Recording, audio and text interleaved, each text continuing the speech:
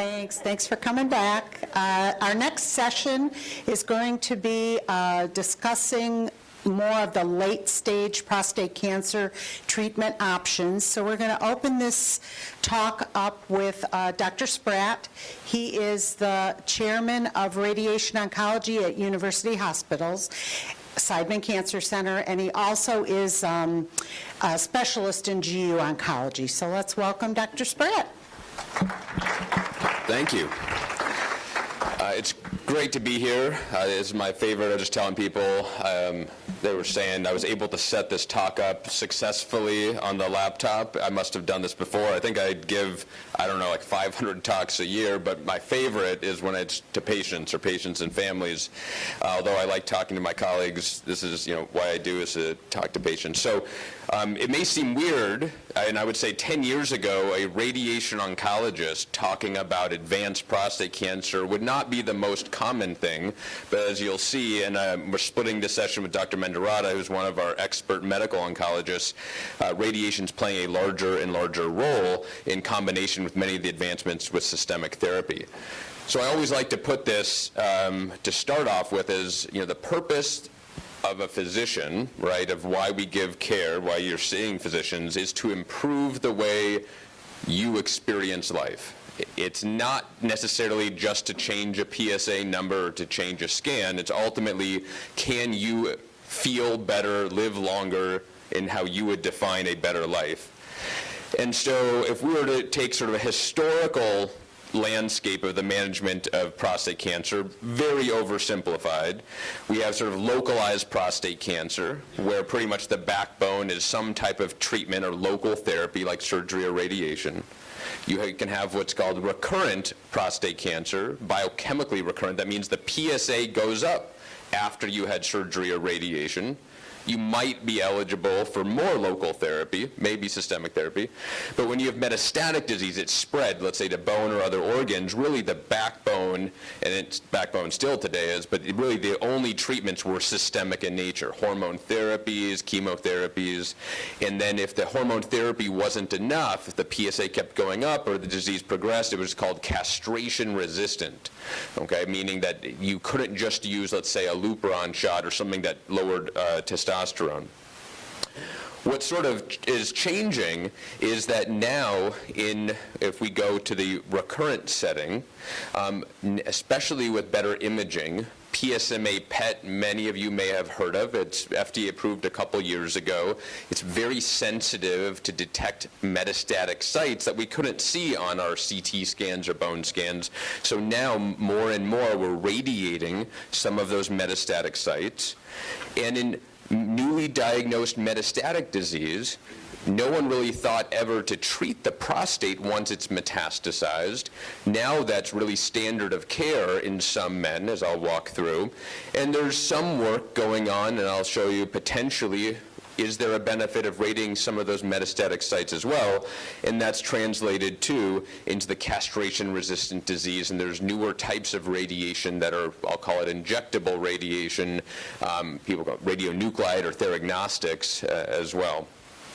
So why is radiation potentially expanding in its role? Well, I'm going to just show you how we treated prostate cancer for a moment up until the 1980s. So there was no CT scan, there was no MRI scan, right? So we couldn't see when we treated you where your prostate was. This is showing you here, basically you could think of a chest x-ray. This is just an x-ray, and they put this big field on, and your prostate's somewhere in there, but a whole lot of other stuff's in there as well. Your rectum, your bladder, all sorts of stuff. So side effects were non-trivial. Again, this is in the 1970s, we'll say. It took months to complete these courses of radiation. The radiation oncologist did burn men's rectum back then because we did not have technology to spare it. So over a third of men would have rectal bleeding. But this is a Mercedes. I just show 1970s versus what the Mercedes, I do not have that car. It looks pretty nice. How much has changed. And, obviously a lot of things weren't even invented back then. So what now, this is a patient I've been treating like this for a number of years. What this is here, just to orient you, this is the prostate here. here is what's called a spacer gel. Back here is the rectum. Not even the medium doses of radiation even touch the rectum now. And I now do this for almost all men in just 5 treatments, okay? Not 70 days of treatment. And these trials that we participated in, now 0% of men have even a grade 2. That means, do you need to take an Imodium for a little bit of diarrhea? And I give a shout out to the UH, that's Dr. Shoag, one of the urologists, Dr. Vince is part of it too. We became one of the first centers of excellence for sort of putting all this technology together. So how does this relate to advanced prostate cancer? Well, all this technological advancement has enabled us to be very precise with reduced side effects to pinpoint and give convenient treatments for patients. So what are the roles of radiation in prostate cancer? It's a lot, and I'm not going to read everything, but this talks about localized prostate cancer, lymph node positive prostate cancer, metastatic prostate cancer, all the way to castration-resistant disease. And there are various roles. Some I would say are absolutely standard of care. Some are sort of emerging roles for radiation in the curative all the way to palliative sense. So what's new in this biochemically recurrent setting, right? So if patients had surgery or radiation, the PSA is rising, is this concept called metastasis-directed radiation. Some people call it MDT. Some people call it MDRT, metastasis-directed radiotherapy. So these are in patients that often we believe their local tumor, their pelvis, is controlled. Maybe they had surgery and postoperative radiation, but the only area we think there may be disease, almost always defined by this newer PET scan, the PSMA PET, there might be a couple spots. Maybe it's in a rib, maybe it's in a spine, but usually it's a bone or a lymph node. And they've run numerous trials to compare these men. Should you just observe them, just let the PSA keep going up, or should you radiate those sites?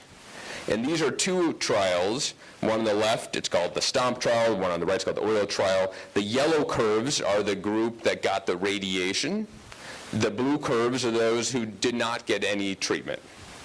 What it shows is that there's a significant delay of progression of disease and a significant delay in needing to start hormone therapy, because that's usually the next line of therapy. So some people call this ADT. ADT is another name for hormone therapy, free interval. But also, there's been trials done to say, well, maybe we should be giving these men some ADT. And this is a trial where half the men got ADT, half the men got radiation on top. And what you see here is that the group that got both the ADT and the radiation, and then they stopped the ADT. So it was a finite duration. We'll just say here at around 2 years, a little over half, 60% of men were free of any progression of disease. Were off ADT. Most of the men recovered their testosterone. Those that were just getting ADT, many of them continued to progress. And in trials like this is called a Sabre-Comet trial. This included men with prostate cancer, but included lung cancer, many cancers. And in lung cancer, just to note, this already has a lot more evidence than prostate cancer. It's a more aggressive type of cancer, is that it's been shown now in multiple trials that radiating these spots improves survival. And I say it's very provocative. Again, this wasn't a trial solely in prostate cancer, but you can see here pretty profound differences in how many men were alive at 5 years who got the radiation versus those who did not. This is in the backbone, again, of men getting systemic therapy. So as we move into the metastatic space, especially what we call de novo or newly diagnosed prostate cancer, so that when a man's diagnosed, let's say their PSA is 25, we do this imaging, now it may even be that PET scan, and we find it's already metastasized. So again, the unquestionable backbone for these men is systemic therapy, hormone therapy. Now, as Dr. Mendoza will talk about, it's adding other types of hormone therapy, more intensive or targeted hormone therapy, maybe even chemotherapy. But a trial was done a number of years ago asking, well, what if we also radiate these men's prostates, even though it's metastasized? And it's called the Stampede trial. And what you see here is in the blue are the guys that had, again, all the guys in the trial had that systemic therapy. In the blue were the guys that got the radiation, and in the red, they did not. And there's a significant improvement in how long these men lived, pretty, commensurate with many of the other advances in this setting. But it's for men with what we call low-volume disease. What does that mean? It means they had a couple spots of metastatic disease. They didn't have 10 spots or 20 spots. They had some people would call this oligo, or a few spots of metastatic disease. Very importantly, this treatment did not worsen or cause immediate or high-grade side effects, which is very important to patients. And there was what I'm showing you here is the quality of life between the two groups. There's no real difference. The radiation didn't cause these men to have more symptoms and a worse quality of life. So it improved survival with no increase in high-grade toxicity. So this changed the national guidelines. So most men that fit this paradigm, we recommend them see a radiation oncologist to discuss if it's right for them. But just as radiation's changed, you'll hear the systemic treatment options have changed. So now the standard of care for most men with metastatic prostate cancer is not just ADT or a Lupron shot, it's adding something on top of that. There's a lot of drugs out there, abiraterone, apalutamide, enzalutamide, etc. These are more potent forms of hormone therapy. So they said, well, does radiation still help if I'm giving more effective systemic treatment? And this trial, it's called the PEACE-1 trial, was recently presented, and it showed that adding the radiation delayed, it's called radiographic progression. Think of it as it delayed the formation of typically new metastatic sites, okay? And then what was very interesting, and we just talked about this at our tumor board, how to synthesize this, is, as I've said, this is really in men with only a few sites of metastases, but what the trial for the first time showed that even in the men with more metastasis, we call this high-volume disease, it delayed, if you look at the top curve here, that's getting your standard of care, typically ADT, with a more effective form of hormone therapy like abiraterone, plus the radiation had the best outcomes to delay the formation of what's called castration resistance. That's a very aggressive form of prostate cancer where the cancer now can grow despite being on hormone therapy. And furthermore, some of these patients, when you have, and again, this includes the men with high volume or a lot of metastatic sites, freedom from serious genitourinary toxicity. What does that mean? Well, if you never treat the prostate, in some men, not all of them, what happens is the cancer progresses, that prostate tumor progresses and causes obstruction, can cause bleeding, and sometimes goes into the bladder, into the rectum. And so what it showed was that regardless if you had high volume disease or low volume disease, giving this, we'll call it this triplet, of the hormone therapy, the abiraterone, and the radiation, very few, if any, men, and this is out to 6-7 years of follow-up, did they have any of those symptoms locally, okay? And some of those, what do we do when those happen? Normally, if that happens, you do things like a TURP, where they would need to go in and kind of roto-rooter out the prostate so the guy can pee again, or use a catheter, or other things like that. Something that actually very fortunate that will be one of about 5 centers in the U.S. This trial should be launching pretty soon. We're going to be partnering with that Stampede group out in the United Kingdom to ask the question, well, we know radiating the prostate for these men with a few sites improves outcome. What about radiating their metastasis as well? So that's sort of an unknown question right now in this setting, and so that trial will be open, and hopefully, we'll be able to answer that question in the years to come. And moving into the castration-resistant setting, okay, so this is men that are progressing despite being on hormone therapy.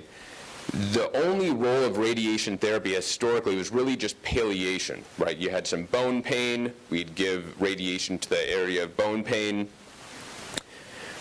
And so what's happened is they're able to use this SBRT, that very focused, usually 1 to 5 treatments of radiation therapy.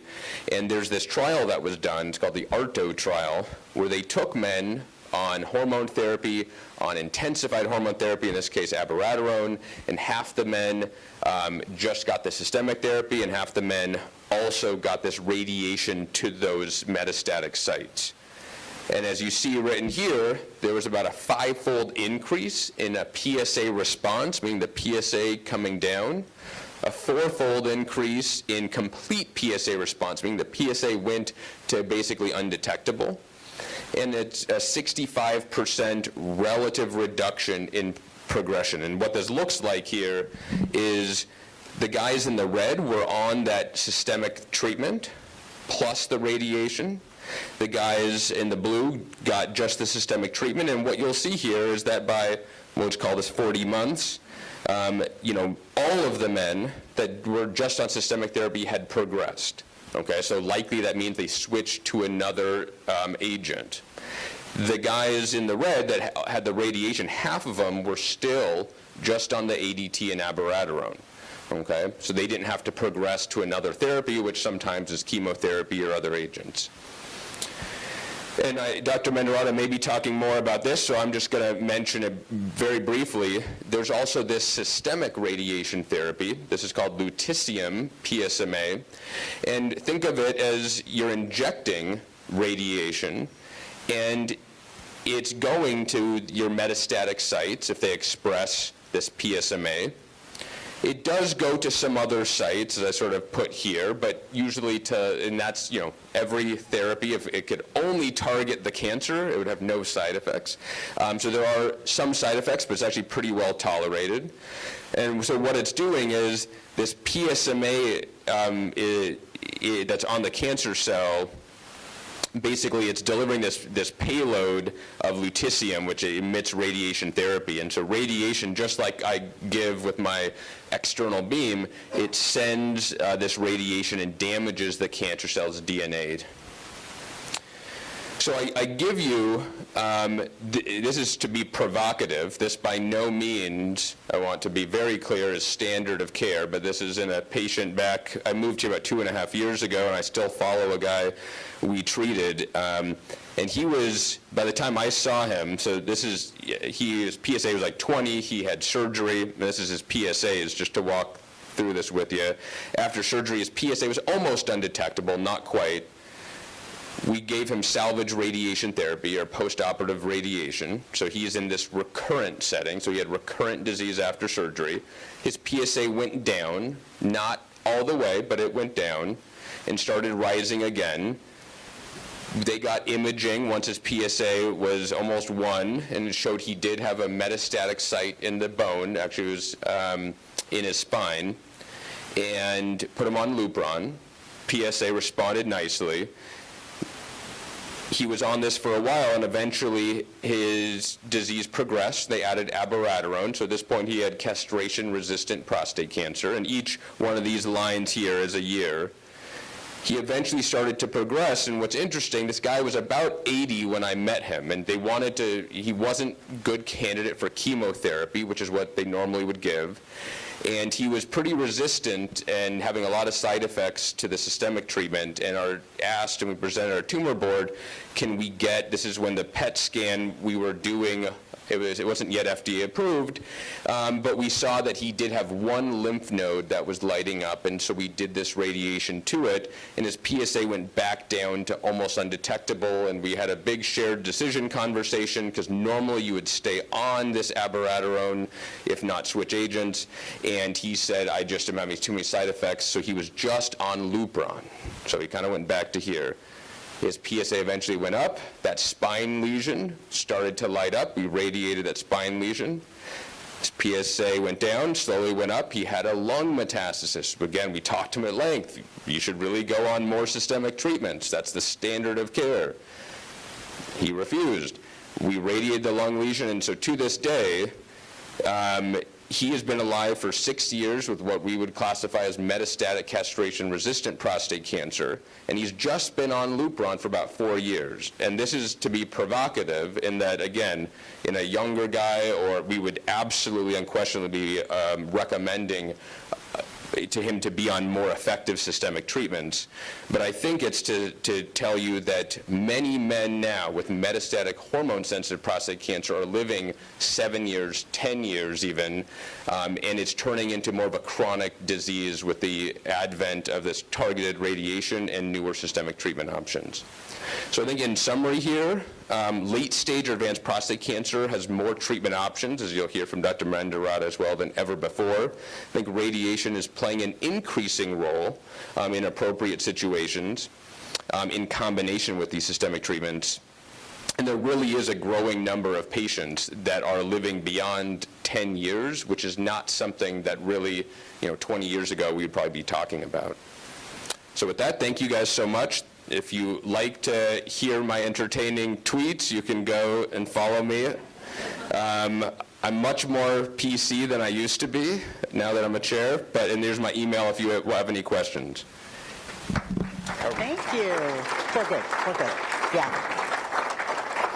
Thank you. And I love your mentioning the collaborative discussions that you have with patients, because sometimes we tend to get in our little, silos of this is how we treat someone, this is what the guidelines say, and it's so important to engage all of you in that discussion.